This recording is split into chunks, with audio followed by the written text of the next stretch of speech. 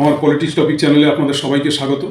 বিগত দিনগুলোতে যেভাবে আমাকে পাশে থেকে আপনারা সাপোর্ট করেছেন, আমার ভিডিওগুলো দেখেছেন এবং আপনারা আপনাদের মন্তব্য করেছেন কমেন্টের মাধ্যমে, আমি আপনাদের কাছে কৃতজ্ঞ। এবং আজও যারা নতুন অনুষ্ঠান আমার দেখবেন তাদের কাছে একটাই বিনীত অনুরোধ রাখি, আমার এই পলিটিক্স টপিক চ্যানেলে পলিটিক্স সম্বন্ধে নানা ধরনের ভিডিও পেতে অবশ্যই চ্যানেলটিকে সাবস্ক্রাইব করবেন, পাশে থাকবেন এবং যদি মনে হয় আমি কোনো জায়গায় ভুল বলেছি অবশ্যই কমেন্টের মাধ্যমে জানাবেন। নতমস্তকে ক্ষমা চেয়ে নেব আপনাদের কাছে। কোনো দলের দালালি করে এই ভিডিও করি না, যেটা বাস্তবে ঘটছে বাস্তব রূপরেখা দেখে মানুষের কণ্ঠস্বর আপনাদের কাছে তুলে ধরি। যাক, বেশি কথা না বাড়িয়ে আজকের অনুষ্ঠানে চলে আসেন। আজকের অনুষ্ঠানটি হলো সর্বদলের ক্ষেত্রে, সে তৃণমূল হোক, সিপিএম হোক, বিজেপি হোক, সর্বদলের ক্ষেত্রে একটাই কথা, রাজনীতি মানে কি আজকের দিনে স্বচ্ছতা বলতে কিছুই নেই। সর্বদলের ক্ষেত্রে সর্বদলেই দুর্নীতি, সর্বদলেই এর নেতা মন্ত্রীদের একটাই কামনা বাসনা থাকবে, আমাকে আমার সৎপুরুষের ভবিষ্যৎ করে নিতে হবে এবং যতই খারাপ কিছু দেখি না কেন দলের, সেটাকে সমর্থন করতে হবে, তার বিরোধিতা করা যাবে না এবং খারাপ কিছু ঘটলেও তবু দলকে সমর্থন করেই চলতে হবে এবং তার পক্ষপাতিত্ব করতে হবে। যদি এই ধরনেরই বা এই প্রথা চলে আসে ভারতবর্ষের রাজনীতিতে, তাহলে দেশের মঙ্গল বা দশের মঙ্গল বা পাড়ার মঙ্গল বলুন, এলাকার মঙ্গল বলুন, রাজ্যের মঙ্গল বলুন বা ভারতবর্ষের মঙ্গল বলুন, কোনো দিনই সম্ভব না। অবক্ষয়ের দিকে নেমে আসবে সারা দেশব্যাপী। তার কিছু একটা উদাহরণস্বরূপ আমি প্রথমেই একটি ভিডিও রাখলাম। দেখুন, বাংলায় যখন বিজেপি সরকার আসেনি তখন তারা অনেক মানুষকে প্রতিশ্রুতি দিয়েছে, সুশাসন দেবে, মহিলাদের সুরক্ষা দেবে। তো এই ভিডিওটি যেটি দেখলেন, মহিলারা কতটা সুরক্ষিত আছে সেটা আপনারা নিজের চোখেই দেখতে পেলেন। আচ্ছা, যাই হোক, দেশে যাই ঘটুক না কেন, রাজ্যে যাই ঘটুক না কেন, তার জন্য আইন ব্যবস্থা, পুলিশ প্রশাসন, থানা, কোর্ট কাছারি সবই তো রয়েছে। সেগুলো যদি তুলেই দেওয়া হয় তাহলে কেমন হয়? তাই এই যা পরিস্থিতি দেখছি, এর থেকে তো তুলে দেওয়া ভালো। কেননা সব এখন শাসক দলের সমর্থিত যারা কর্মী বলুন, তারাই তো তাদের হাতে আইন ব্যবস্থা তুলে নিয়েছেন এবং তারাই তাদের শাস্তি, এবং শাস্তিটা এমন রূপ নিচ্ছে যা হয়তো মানে পুলিশ প্রশাসনও কোনোদিন স্বপ্নেও ভাবে না এই ধরনের অমানবিক টর্চার। এতে তো একটা মানুষ প্রাণহানির আর বাকি রইল কি? তার বাঁচার কোনো অধিকার থাকে? লজ্জা, ঘৃণা, মান সম্মান, দৈহিক টর্চার সব দিক থেকে এবং অর্থে। এটা কিন্তু পালা বদলের পরই দেখা গেছে যে এক একজন নেতা, কর্মী, পঞ্চায়েত সদস্য থেকে তাদের বাড়িঘর লুটপাট, মারধর, এই ধরনের হেনস্থা, ডিম থেরাপি সবই দেখেছে। কিন্তু তাহলে প্রশাসন এবং রাজ্য সরকারের এবং মাননীয় মুখ্যমন্ত্রী যে বলেছিলেন যে সুশাসন তিনি দেবেন, তাহলে সুশাসনের নমুনা কি এইটাই? তাহলে কি আমরা ধরে নেব যে প্রশাসন বলে কিছু নেই? আচ্ছা, ধরে নিলাম এটা বিরোধীরা অপরাধ করেছে, তার জন্য বিরোধীদের ক্ষেত্রে এই ধরনের আচরণ করছে। আমি এরকম ভিডিও দেখলাম যে বিএমএসের, আরএসএসের আরেকটি সংগঠন বিএমএসের কমিটি গঠন করে একদল নেতা গাড়ি করে যাচ্ছে তাদের বিজেপির মধ্যেই, বিজেপিরই একটি সংগঠন, তাদের দুটো শাখার কর্মীদের মধ্যে লড়াইতে যে দৃশ্য বাংলার মানুষ দেখল, গাড়ি থামিয়ে 50-60 ঊর্ধ্বন নেতাদের নামিয়ে বিজেপি কর্মীরা বিএমএসের কর্মীদের সাথে করছে, নেতাদের সাথে করছে সেই একই প্রথা। যেরকম বিরোধীদের জামা গেঞ্জি ছিঁড়ে দেওয়া, তাদেরকে চড় থাপড় মারা রাস্তার মধ্যে ওপেন, ঠিক তাদেরই দলের, সেও তো বিজেপির সমর্থক, সেও তো আপনাদের দলেরই কোনো নেতা কর্মী, তার উপরে এই প্রহার করছেন, এইভাবে মানুষজন হানি করছেন। তাহলে আপনাদের দলের নীতিটা কি? যার নীতি নাকি সনাতনী নীতি, হিন্দু রাষ্ট্র করবেন, মানুষকে সুরক্ষা দেবেন, নারীর সুরক্ষা দেবেন এবং সুশাসন প্রতিষ্ঠাতা করবে, তা এটা কোন সুশাসন? আরেকটি খবরে দেখলাম এক বিজেপি কর্মী আর এক কর্মীকে গুলিবিদ্ধ করেছেন। এ সারা বাংলায় চলছে এবং সারা বাংলায় না তথা ভারতবর্ষেই চলছে। আমি হতে পারি একজন বিজেপি সমর্থক, হতে পারি একজন তৃণমূল সমর্থক, হতে পারি একজন বাম সমর্থক। বাম আমলেও 34 বছরে অনেক খুন খামারি, অনেক জমি হরপ করা এবং অনেক মানবিক টর্চার, অনেক কিছুর ইতিহাস রয়েছে। সেই ইতিহাস আমি তুলে ধরতে চাই না। সেই নেতাইকাণ্ড থেকে শুরু করে চিঙ্গুর, নন্দীগ্রাম, মরিচঝাপি, বিজন সেতু, আমতলা, কেশপুর, গড়বেতা, বহু কাণ্ড ঘটেছে। আবার তৃণমূল জামানায়ও কিছু ঘটেছে। হলেও মানুষের বাক স্বাধীনতা ছিল, প্রশাসনের এত দুরবস্থা ছিল না। এটা আমার আজকে স্বীকার করতে কোনো রকম দ্বিধা নেই। কিন্তু এখন যেখানে প্রশাসন নেমে এসছে, যখন দেখা যায় কোনো বিরোধী কাউন্সিলরের প্রতি হোক বা বিরোধী নেতাকর্মীদের উপরে এইভাবে অমানবিক অত্যাচার চলে আসে, সেই স্থানে পুলিশ নির্বাক দৃষ্টিতে তাকিয়ে থাকেন। তাদের যেন কিছু করার নেই, তাদের কোনো ক্ষমতা নেই, তারা কাঠের পুতুল। এটাকে সুশাসন বলে? তাহলে থানা কোর্ট কী করতে রয়েছে? এই একটা কথা। দ্বিতীয়ত কথা, যারা হিন্দুত্বর কথা বলে, যারা দেশরক্ষার কথা বলে, একবার ভেবে দেখেছেন যেখানে দীর্ঘকাল ধরে যেসব রাজ্যে রাজত্ব করে এসছে, করে চলছে, সেই সব রাজ্যের কী অবস্থা? আপনাদের নেতাদের উপরে সেই একই প্রথা হচ্ছে। যেহেতু এই প্রথাটা বিজেপির সৃষ্টি করা, ডিম থেরাপি, মারধর, জুতোর মালা পরানো, আপনাদের ভিন্ন রাজ্যগুলোতে এখন চলছে। যেরকম বিজেপির বিধায়ককে জুতো চপ্পল দিয়ে মারছে বিহারে, তারা করছে, তাদের ঘরবাড়ি ভাঙচুর করছে। ঠিক একই প্রথা আপনারা বাংলায় করছেন।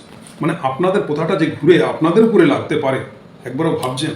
পার্টি করা বা পার্টির সমর্থন করা, বা জানতাম ছোটোবেলার থেকে এক দেশের জন্য করা, না তো দশের জন্য করা, সমাজের জন্য করা, এবং যারা সমাজ কল্যাণের নাম লেখায় তারাই একমাত্র পার্টি পলিটিক্স করতো, কারণ তাতে সমাজের উন্নয়নের জন্য। এ কোন ধরনের উন্নয়ন চলছে?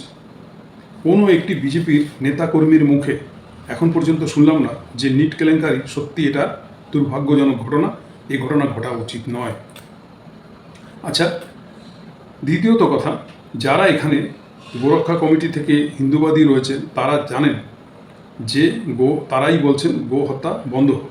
আজকের বাংলার বুকে অনেক গোয়ালা ঘোষরা গরু বেচতে পারেনি, তারা কেউ গলায় দড়ি দিতে চেয়েছেন, কেউ আত্মহত্যা করতে চেয়েছেন, ঋণগ্রস্ত হয়ে মানে কান্নাকাটি করেছেন, দেখেছেন কুরবানির সময় গরু বিক্রি করতে, কারণ তাহলে ওই গরুগুলোকে নিয়ে মুসলমান সমাজে মানুষ কুরবানি দেবে। এই জন্য যখন আমার দেশের প্রধানমন্ত্রী নিউজিল্যান্ড শহরে গিয়ে গর্বের সহিত বলে যে আজ গর্বের সহিত বলছি ভারতবর্ষ বিফ এক্সপোর্টে দ্বিতীয় স্থান অধিকার করেছে, আছে কোনো মায়ের লাল বিজেপি নেতা কর্মী সমর্থক যে বুক চিতিয়ে বলেছে যে মোদিজি এটা অন্যায় করছে? কিন্তু এই মোদিজি যখন তিনি গুজরাটের মুখ্যমন্ত্রী ছিলেন, তখন তিনি কিন্তু বলেছেন যে আমার খুব পীড়া হয় যখন গো হত্যা হয়, আমার হৃদয়ে আঘাত লাগে, আমরা যেদিন ক্ষমতায় আসব বন্ধ করব।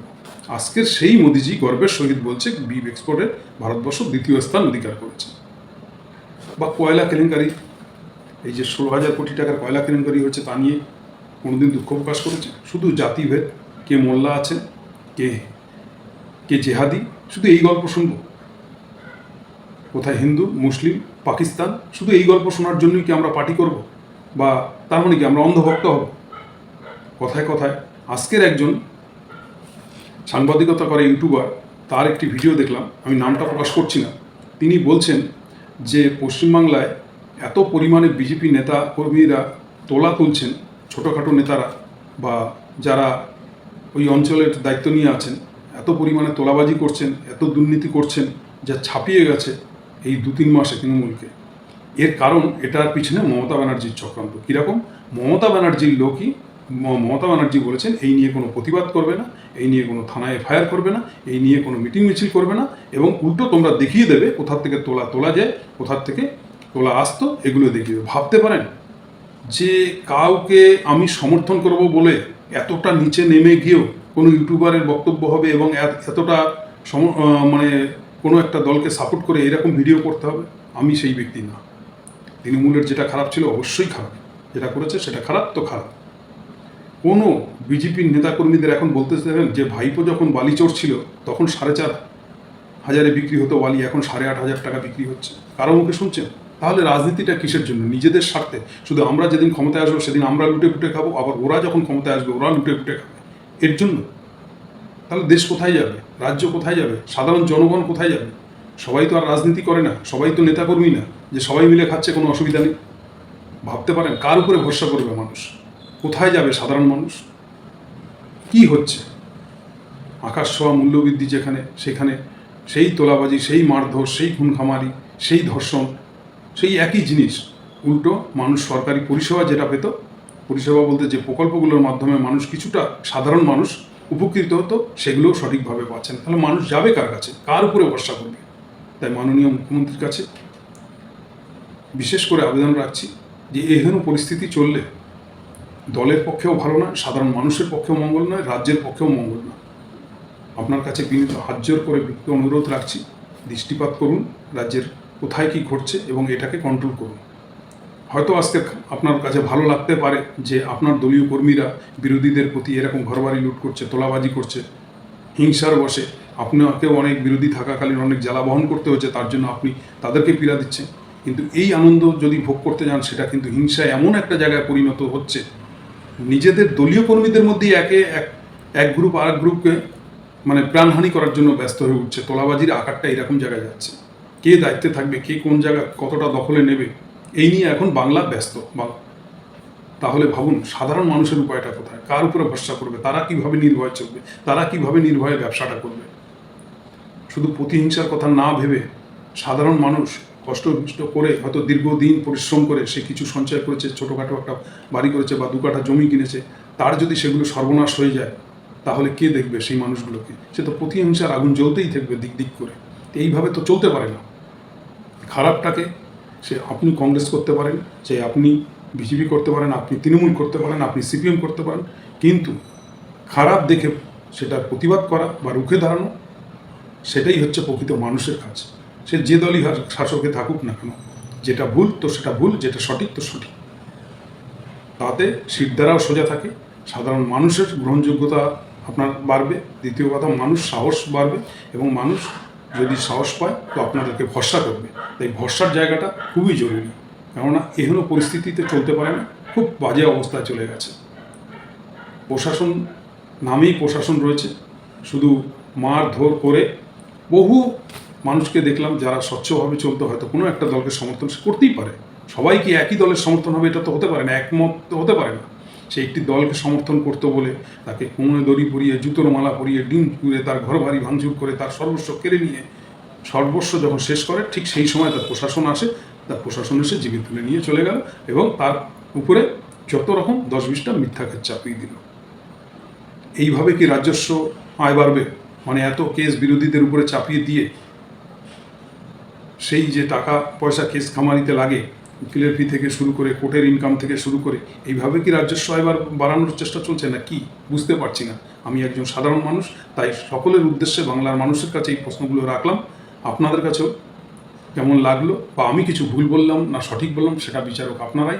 আপনারা কমেন্টের মাধ্যমে জানাবেন এবং যদি আমি কিছু ভুল বলে থাকি সেটাও বলবেন এবং সঠিক বলে থাকলে সেটাও কমেন্টের মাধ্যমে জানাবেন। যাক, ভিডিওটি এখানেই শেষ করলাম। জয় হিন্দ, বন্দে মাতরম।